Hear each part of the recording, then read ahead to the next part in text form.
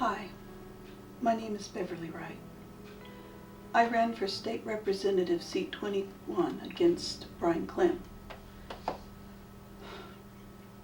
Now, being disabled means that I am still a human being, and I still have my civil rights and my First Amendment rights and my 14th Amendment right. I have every right that every other legal American citizen has here in America.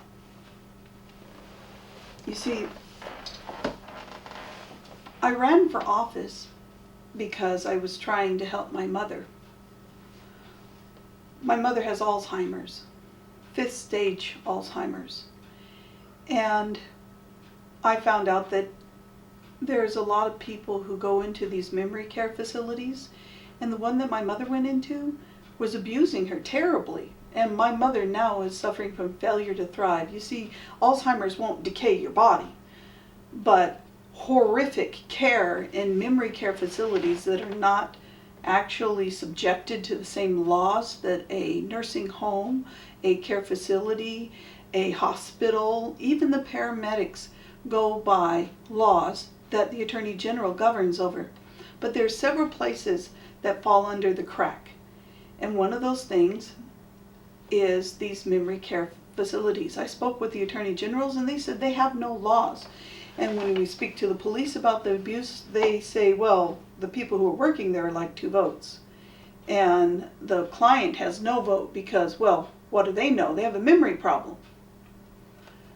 These places are not even obliged to have properly trained medical staff. So if you're dropping off your family at a memory care facility, they're being abused. There's no 2 ways about it. These people have no training. Now, I spoke with the Oregon Board of Nursing, and they said if I could find a legislative seat, they would be very happy to come in and speak, because the Board of Nursing can't legislate for itself.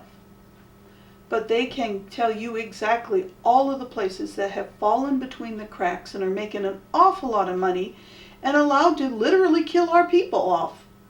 They don't care that your mom or your dad is someone who's respected or loved by you. They get $6 grand for half a room and they lock the people out of the bathroom, and that's perfectly okay. It seems surreal to me. So, for the plight of taking care of people with disabilities, with Alzheimer's and dementia, for the nobility of trying to get legislation that would put the memory care facilities on the same ground as every other clinic in America that is a nursing home or a hospital, for safety, protection, and rights, I ran for seat 21 across from Brian Clem. Now, I know, being that I am on Medicaid because of my disabilities which are by HIPAA my right to keep to myself, I know that running for office is not a crime. If I was to be able to gain employment, so I would not be on Social Security and disability, if I did not need a care provider to help me, to keep me safe, and mind you, care providers do a lot more than just cooking and cleaning and the like. They prevent you from making things worse, from hurting yourself further. They're a backup, they're a security. And they really are your right to have them when you need them. So, you see, I had a care provider. I've been disabled it's 16 years now. And I was raised to be tough. I was raised to do the best I could with what I had. And that's what I was doing. So when I ran for office, I did not commit a crime. But I knew that I could not accept any funding in because I'm on disability. I can't accept backers and financiers and the like. So I never took any backing from any specialty group, be it the National Riflemen Association, which I agree with, or Right to Life, or anyone else. I never took any funding. I never took any backing. I did not go to a vast majority of. Every time I turn around, someone was going to a golfing thing. That's a lot of waste. That's a lot of waste. They party way too much. It's all this rubbing elbows that goes on. They're not there to work. And I put my statements very clear out on CCTV. I waited till it was September, October when I put out my work. Now you see, the very week that I had put in my paperwork to run for office, the DOJ immediately pulled my file from the Secretary of State and began following me. Mind you, I've not committed a crime. I'm just running for office. They sent Northwest Senior Disability Office after me, and by their own administrative rules, they're not allowed to do more than one time a year check.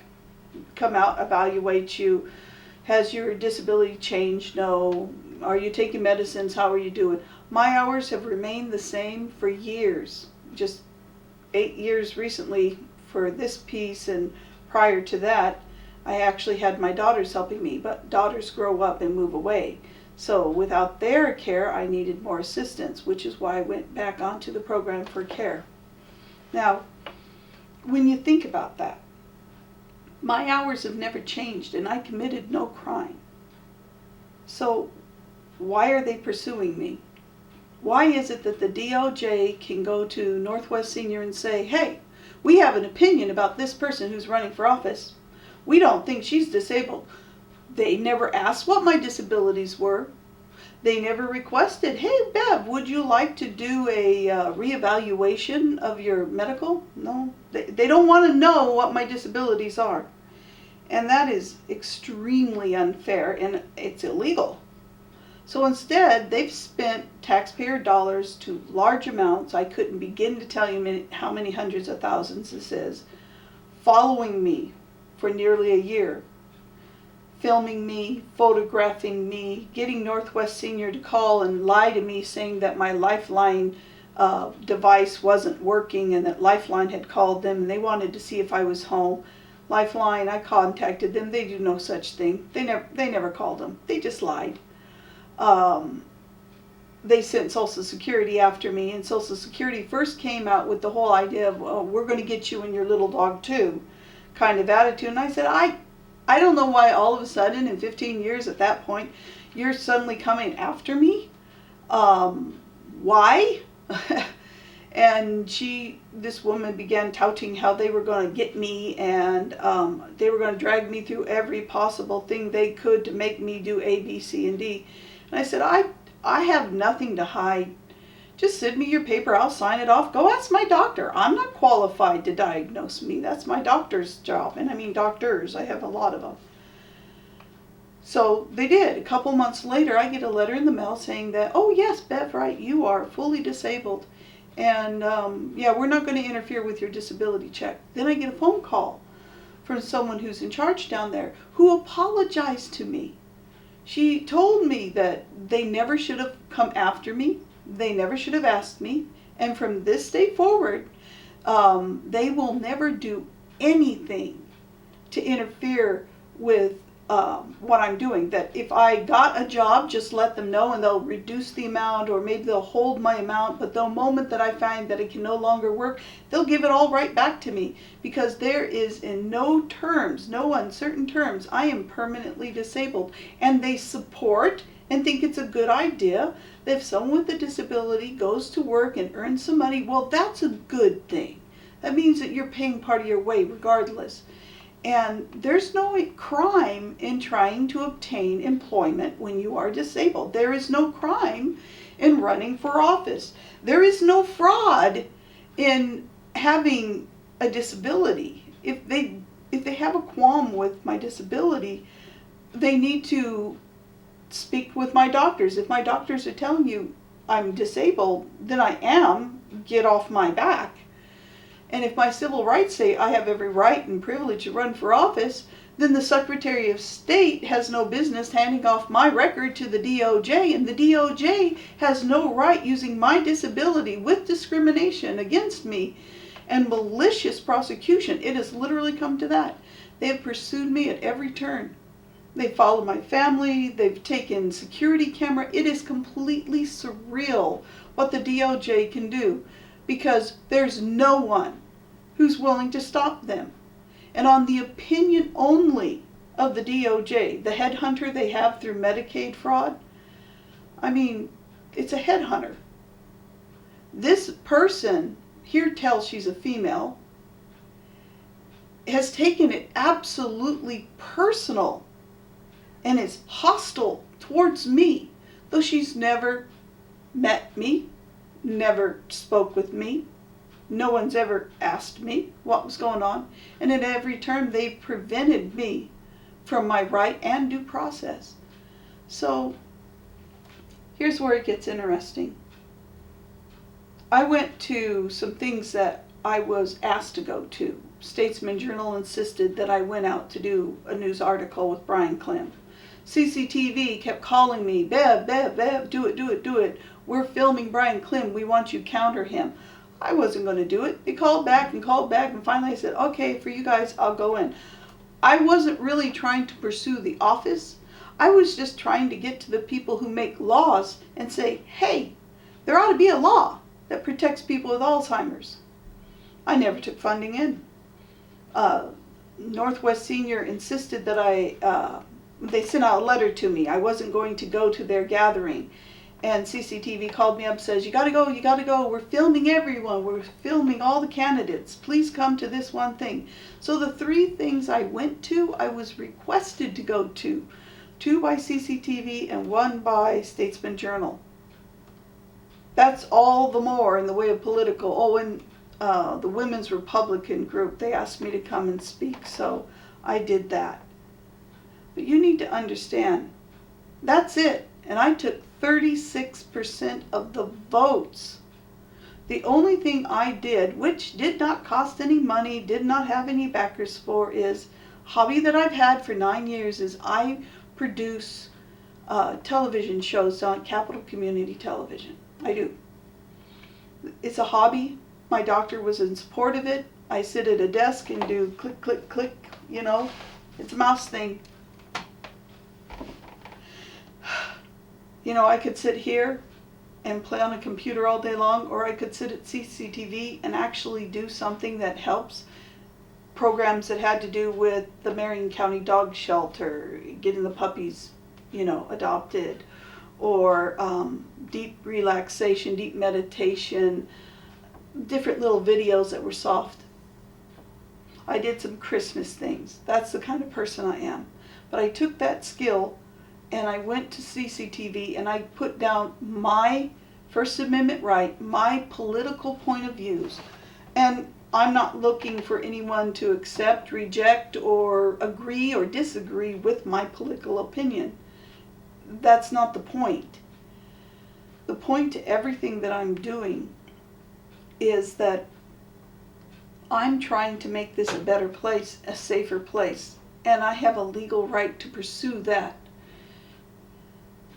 I've not broken any laws. Well, okay. On the 16th of October, it was October, 16th of October, the DOJ did a sting operation without warrant, without cause. They appeared at both my daughter's separate homes and their family, and my care provider, Rebecca's home. 8 o'clock, all 3 places strategically hit. Boom! Because this disabled woman availed herself of her civil rights and ran for office. They attacked them, threatened them. My one daughter, my eldest daughter, has a head injury and she's on disability with a traumatic brain injury.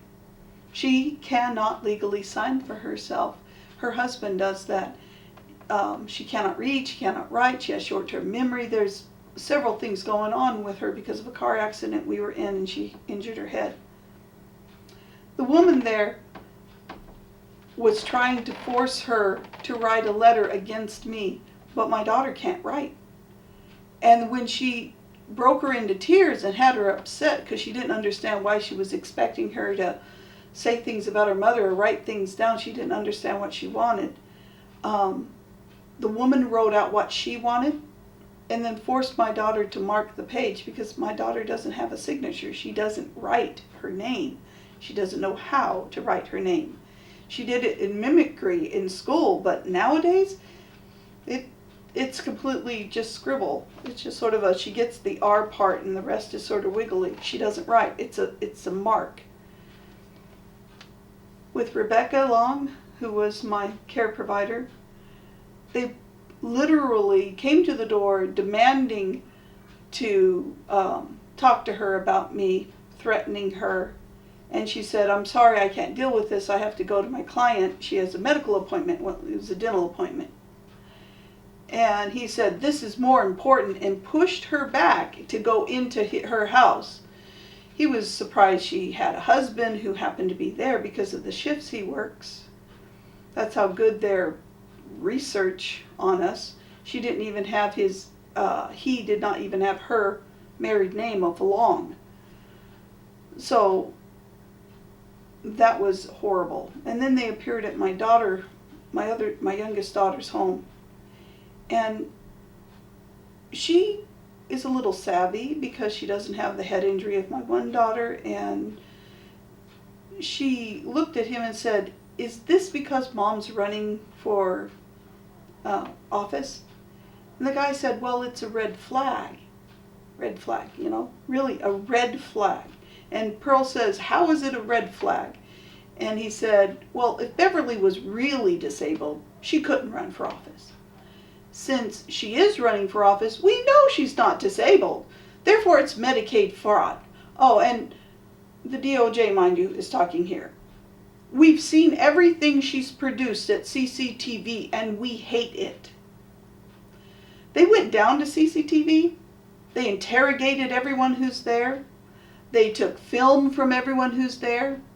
And I was given a heads up that the person who's pursuing this finds it to be her goal to come after me. This has come personal to her. It's very personal that she attacks me and headhunts me and goes against all of my rights, all of my legal rights. I have done nothing wrong. A week beyond that October attack, they fired my care provider, telling Rebecca that she's not allowed to work with me, which is illegal because the state of Oregon does not hire my care provider. It has to do with the legal. They don't want anyone to work for a client under the state, because if the care provider messes up and breaks the law, the state doesn't want to be liable. So I hire. Ergo, I fire. The state can't. But they did, because the DOJ says they have the right to. The DOJ is making up laws that, as they go along, and they're discarding every law that's on the book, the anti-SLAPP laws, the First Amendment laws, the 14th Amendment laws. They don't care about civil rights at all. And they have cornered every doctor in the Salem area. It's so politically charged, there's not a doctor who will move to do what's right or legal or ethical because they fear losing their business. That is stunning to me. And they get to the doctors. They really get to them. The only reason why I got the level of evaluation that shows my disabilities is because they didn't know that it could lead to a court case. They didn't know. Otherwise, it would have went, "Oh," and not said anything. Really? The DOJ and the state capitol can, to wreck and abandon, ignore every last law, and they think themselves God. Well, that's criminal. The DOJ overtook Northwest Senior.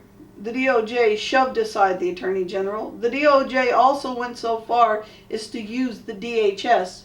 And I've gotten a card from a woman who carries on that. She has business cards. She works for the DOJ, DHS, and Northwest Senior.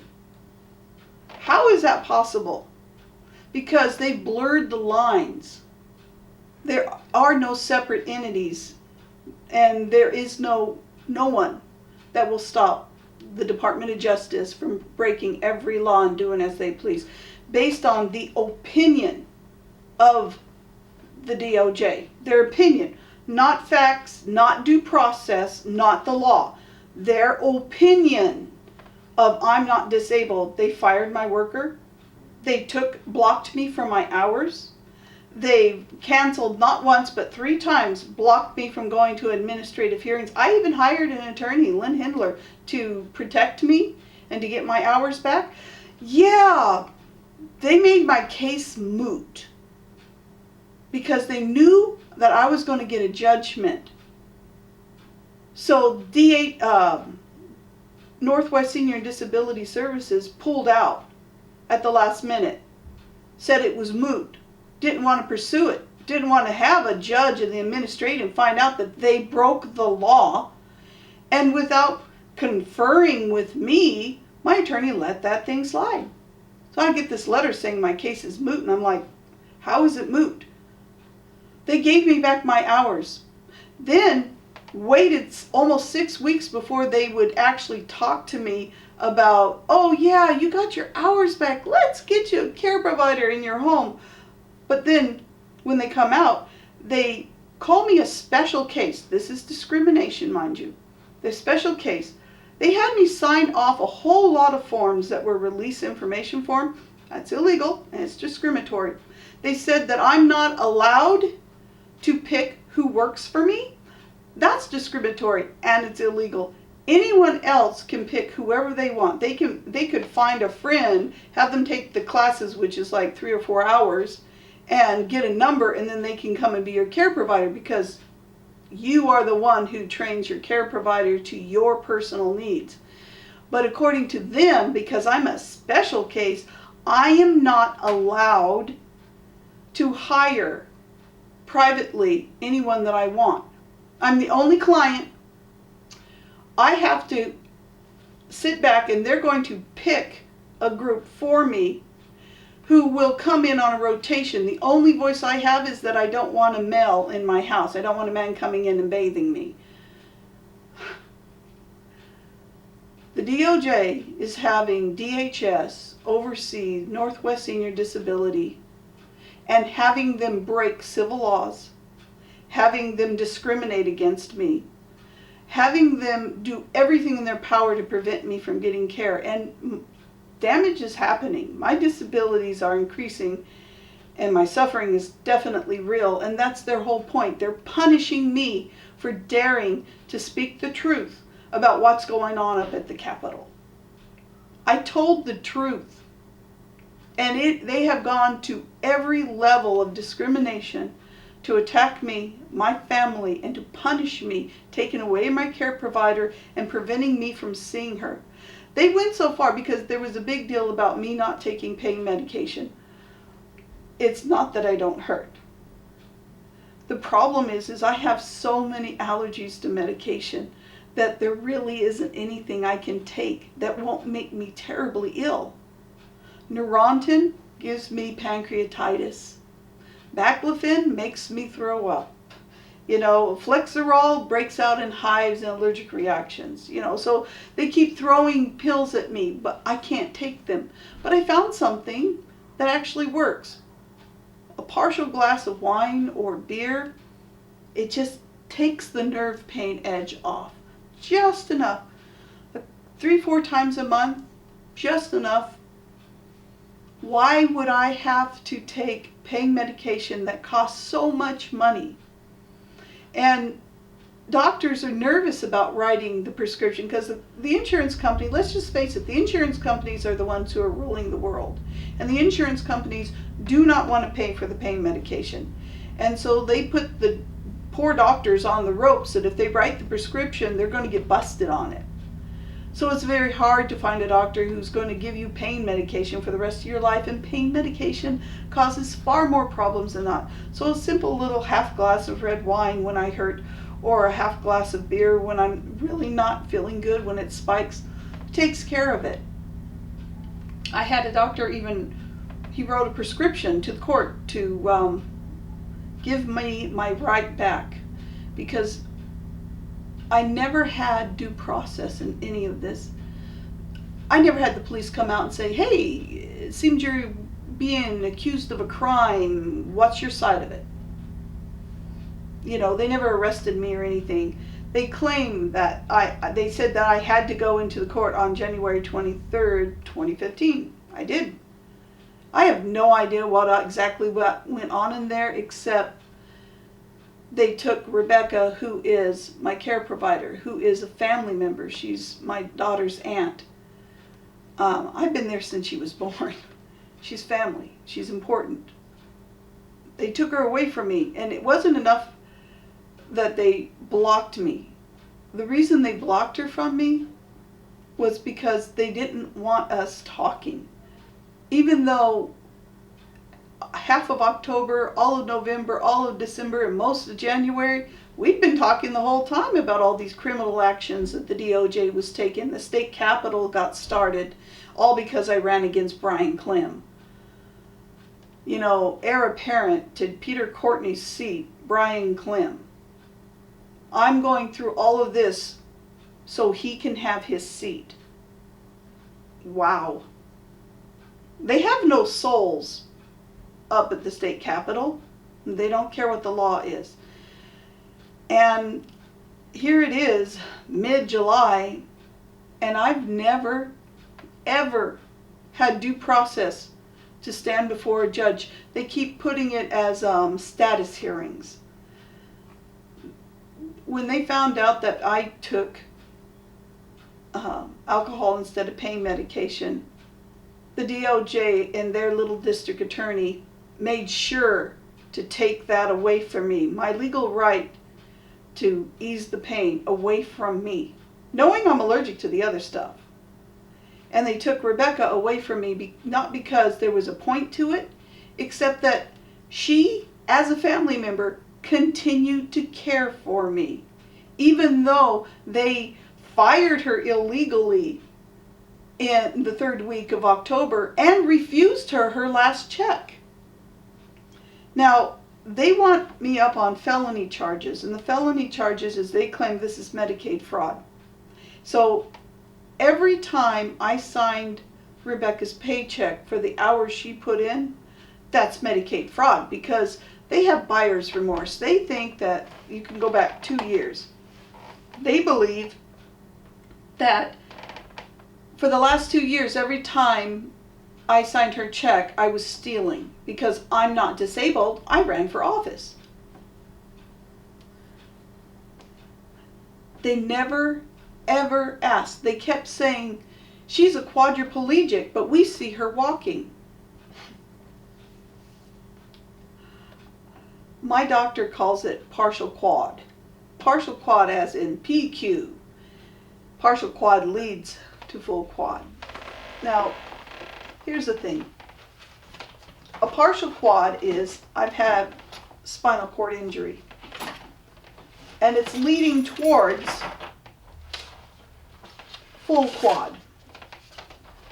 Now, through all of this, I had to have a full evaluation of what my disabilities are. And since all of this is on public record and on parade, beside my HIPAA, let's go over what I went through. Number one, I have grand mal seizures. It's because of a brain tumor they took out. I have aphasia. Aphasia means that when they took the brain tumor out, sometimes the words that I'm trying to say get turned around. I have spondylosis. It's improper bone growth affecting all of the discs in my neck, but 6 and 7 are really bad. I have meningioma tumor damage from what they did in there. They had the laser and peel the brain. They did that a couple times. So there's some damage. I have a TBI, traumatic brain injury. And that's not just the brain surgery, that's the multiple slams and concussions I've had to my head. Let's just say my life isn't It wasn't. It's never been a very easy one. I have short-term memory loss. That means when I watch a TV show, if a commercial flips to it, I'll probably forget what I'm watching. And if I watch a movie at another time, I'll have a remembrance of it, but at the same time, it's kind of on the new side to me, which is great. No reruns for me. I have sensory deprivation. It means I don't feel tactily like everybody else do. I have low theta brain waves. Why? I have no idea. I have what's called celiac disease. There is a vast majority of things I cannot eat and I'm allergic to, so I have a very, very careful diet. I have a hearing problem in my left ear, a severe blow to the head when I was young. I have scoliosis. It's kind of an S-curve thing, so my spine isn't that great. I have severe allergic reactions, allergies. So I have an EpiPen, and when my allergies hit, they've actually hit anaphylactic shock level. I've spent days in the hospital with it. I have a thickening that's happening around my brain. I don't know what they're going to do to it. I have breaks in my actual skull, the bone, in several places. It's broken. My skull's a fractured skull. So messing with it is a really bad idea. I have a history of strokes. I don't remember that at all, but it's right here. Of course, as I said, the spinal cord disease, paralysis. And paralysis, there is this need to make paralysis an absolute. It's not. Paralysis is done on many levels, various areas, different degrees. But when paralysis begins, it doesn't back off. It just gets worse. And the more you do, the more at risk you are. Muscular weakness. That's brought on by being quadriparesis. Now, quadriparesis is what quadriplegic. It's a pre-step. It's one. I had quadrithesis, now it's quadriparesis, and it'll become quadriplegic. It's the process. They give them different names at different levels. Well, I'm mid-level. PTSD. I've had it for various reasons. The auto wreck I was in that damaged me. But I'm telling you, this court case, yeah, it's not helping. Mental and physical exhaustion. The mental exhaustion isn't that I'm crazy. What it is that with all the surgery and damage that's happened to the blows to my head, my brain gets physically tired. And sometimes it shuts. It just says, I can't do anymore and I have to sleep. I tend to keep my things in my life very meticulous because to me, viewing several things around the room, it's too busy, it's too distracting, it makes me tired. It's like noise for the eyes. And the physical exhaustion, when your discs are as messed up and as thinned, and the bones are as fractured as mine are, you can get up and do some walking as long as you're medicated, as long as you stretch, as long as you're not tired, as long as you've got someone nearby. I mean, there's so many conditions to it. But I try to keep myself as physically active as I can because I don't want atrophy. And being tough, instead of being celebrated for it, I'm treated as if I'm a lying, defrauding piece of scum. And I'm not. I'm just tough. There really is a difference. I was born with a thing called mermaid syndrome. It's where my feet were grown together at the base and up in my legs, and they had to be separated when I was younger. You know, all that did was give the tendons in my legs, ankles, and hips to be different than other people's. So they're a little more wiry, I guess would be the best way to put it. But you would have to look up mermaid syndrome. And I have a thing called PBA. And PBA is called pseudobulbar effect. Pseudobulbar effect. It means my brain is so damaged by the physical injuries that you will swing one of two ways. Mine is tears There'll times I'm sitting still, I'm not doing anything. Tears just pour down my face, and I don't know why. I'm not crying. But my brain, there's the hormones in your brain, the chemicals, excuse me, not hormones, chemicals in your brains. And if they peak this one too high, you'll cry and become emotional and intense.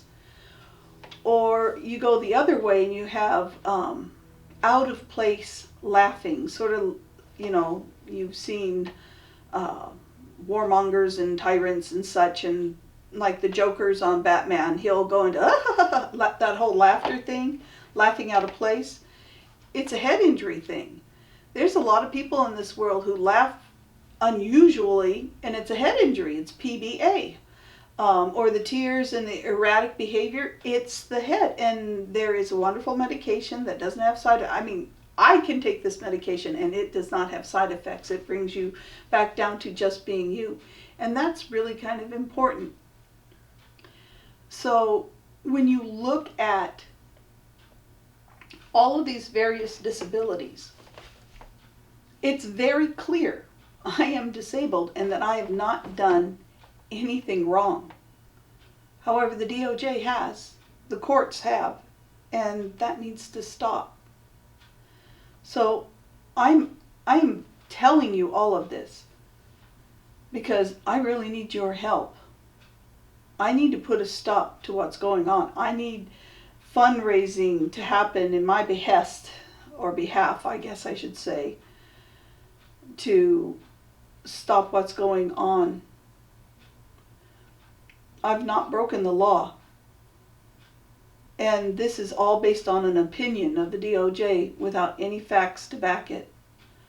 So if you could please stand with me and put a stop to this, I'd really appreciate it.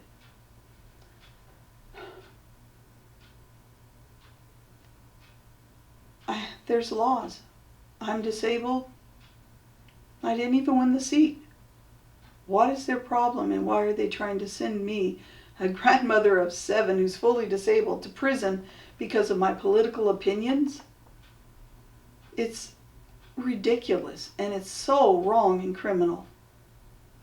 Please don't let me be another political fodder for these guys.